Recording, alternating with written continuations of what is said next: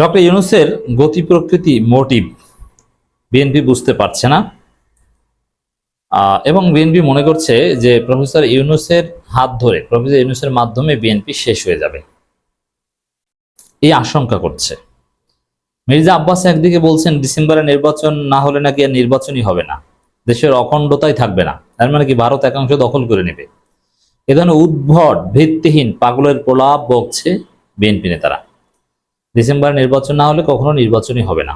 আবার সালাউদ্দিন আহমেদ বলছেন প্রধান উপদেষ্টা কেন বিএনপিকে নির্বাচন নিয়ে দোষারোপ করলেন বোধগম্য নয়।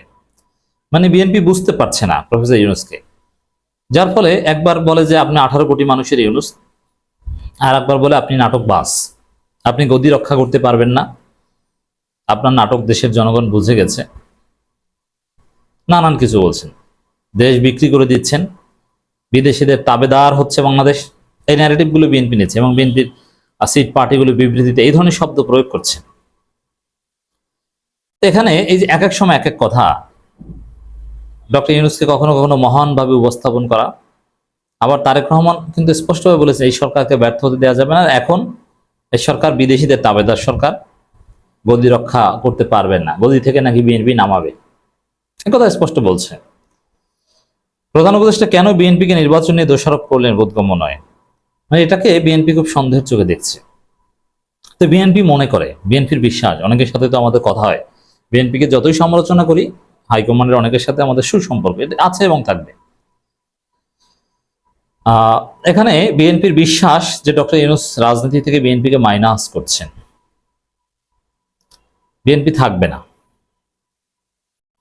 দেখেন বিএনপি থাকবে না, ইটস ট্রু, কিন্তু সেটা ডক্টর ইউনূসকে দায়ী করে লাভ নেই। বিএনপি থাকবে না বিএনপির কারণে, বিএনপি নিজেরাই নিজেদের ধ্বংস নিশ্চিত করেছে।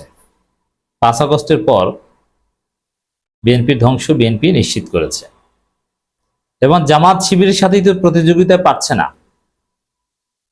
জামাতের লোকজন, শিবিরের লোকজন যেভাবে জনগণের কাছে যাচ্ছে, যেভাবে ক্যাম্পাসগুলোতে শিক্ষার্থীদের অ্যাট্রাক্ট করছে, আকর্ষণ করছে, ছাত্রদল পারছে না, ছাত্রদলের জনপ্রিয়তা নেই, নিজেদের মধ্যে অন্তর্কন্দল, কোনোভাবে নিয়ন্ত্রণ করতে পারছে না পরিস্থিতি।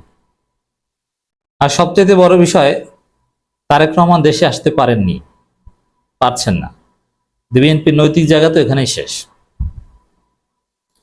আর ডক্টর ইউনূস, হ্যাঁ রাজনীতি আছে, যেহেতু ডক্টর ইউনূসকে ইরিটেট করছে বিএনপি ভারতের বুদ্ধিতে, ডক্টর ইউনূসকে সরাতে চায়, হটাতে চায়, প্রফেসর ইউনূসকে কাজ করতে দিচ্ছে না। পীর সাহেব চরমোনাই বলেছেন যে ডক্টর ইউনূস আক্ষেপ করে বলেছেন হুজুর ঠিকমতো কাজ করতে দেয় না, বাধা দেয়। কে বাধা দেয়? বিএনপি বাধা দেয়। কেন বাধা দেয়? তো এই যে বিএনপির কার্যক্রম শুরু থেকে এই ষড়যন্ত্রের পথ বেছে নিয়েছে, ভারতের কোলে উঠে বসে আছে, এটাই বিএনপির ধ্বংসের কারণ হবে। এটা তো সহজ হিসাব। দেখেন যে তারেক রহমান দেশে আসতে পারছেন না, তিনি নিজে ব্যাটিং এ নেমেছেন, খালেদা জিয়াকেও নামিয়েছেন। কি করবে? তাদের দৌড় কত দূর? হ্যাঁ, যেহেতু ইউনূসকে ডিস্টার্ব করছে, তাদেরও রাজনীতি আছে ডেফিনেটলি, এটা আমি অস্বীকার করবো না। যেমন রাজনীতিতে এখন দুইটা গ্রুপ, ইউনূস ভার্সাস ওয়াকার। যদিও ওয়াকারের সাথে একটা সমঝোতা হবে, তখন বিএনপি ছিটকে পড়বে, আর ওয়াকারের পক্ষে হচ্ছে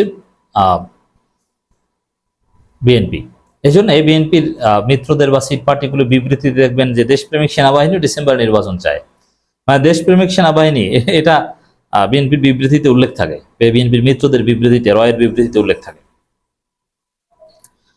এখন ইউনূসের রাজনীতি আছে, কিন্তু ইউনূসের সাথে চালাকি করতে যেয়ে তো এমন অবস্থা হয়েছে। কেমন অবস্থা হচ্ছে একটা উদাহরণ দিই। ইউনূস বিএনপিকে টোপ দিয়েছেন, কিসের টোপ? ক্ষমতা দিয়েছেন, যে ক্ষমতা এক্সারসাইজ করো তোমরা।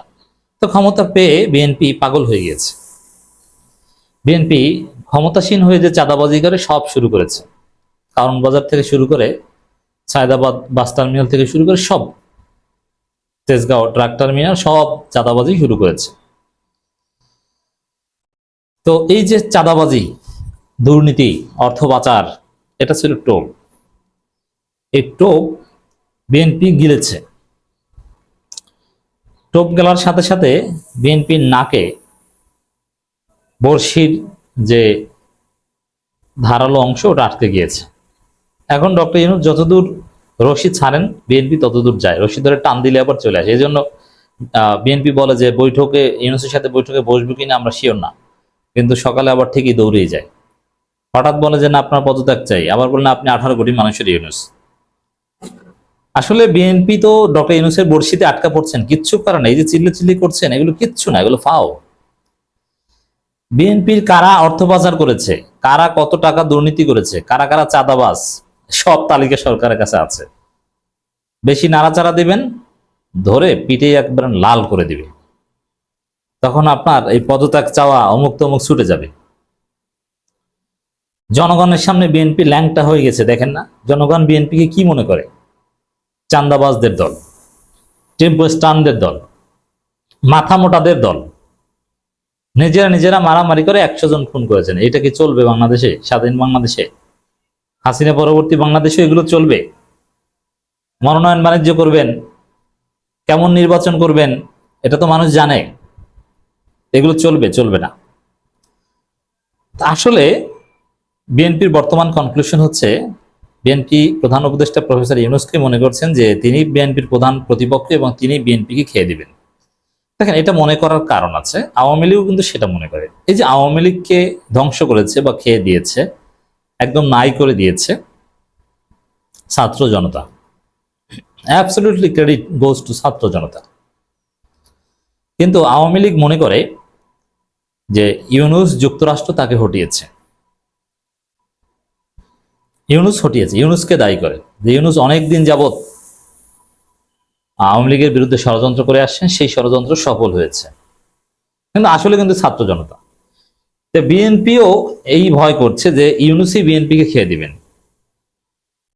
আওয়ামী লীগ নিষিদ্ধের পর, ছাত্রলীগ নিষিদ্ধের পর গয়েশ্বরচন্দ্র রায়, দুই সময়, ছাত্রলীগ নিষিদ্ধের পর আওয়ামী লীগ নিষিদ্ধের পর দুই সময় গয়েশ্বরচন্দ্র রায়ের একটা সিগনিফিকেন্ট প্রতিক্রিয়া ছিল। আজকে আওয়ামী লীগ নিষিদ্ধ করছেন, কালকে যদি বিএনপি নিষিদ্ধ করে দেয়, তখন মানে বিএনপির মধ্যে ভয় আছে যে বিএনপি নিষিদ্ধ হতে পারে বা বিএনপি নিষিদ্ধ কেউ না কেউ চাইতে পারে। এই আশঙ্কা বিএনপির মধ্যে আছে। এই আশঙ্কা কেন করছেন? ডক্টর ইউনূসকে ভয় করছেন যে ইউনূসের হাত ধরে নিষিদ্ধ হয়ে যায় কিনা বা কিছু হয় কিনা, মোটিভ বুঝতে পারছে না। তো দর্শক, বাস্তব কথা হচ্ছে, কোন বিরাজনীতিকরণ অথবা কোন দলকে ধ্বংস করা এরকম কোন প্রজেক্ট বিএনপি নেই, ডক্টর ইউনূসের নেই। ডক্টর ইউনূস সুষ্ঠু নির্বাচন করতে চায়, আর সুষ্ঠু নির্বাচনের পথে বিএনপি বাধা। চাঁদাবাজ মুক্ত বাংলাদেশ করতে চায়, আর বিএনপি মানে চাঁদাবাজ। ভারতের হেজিমনি মুক্ত বাংলাদেশ করতে চায়, আর বিএনপি হচ্ছে বর্তমানে ভারতের দালাল। এই জায়গায় স্বাভাবিকভাবেই, যেহেতু ডক্টর ইউনূসের যুদ্ধটা ভারতের বিরুদ্ধে, ভারতপন্থীরা ডক্টর ইউনূসকে নিজেদের শত্রু মনে করবেন, এটা অনিবার্য বাস্তবতা।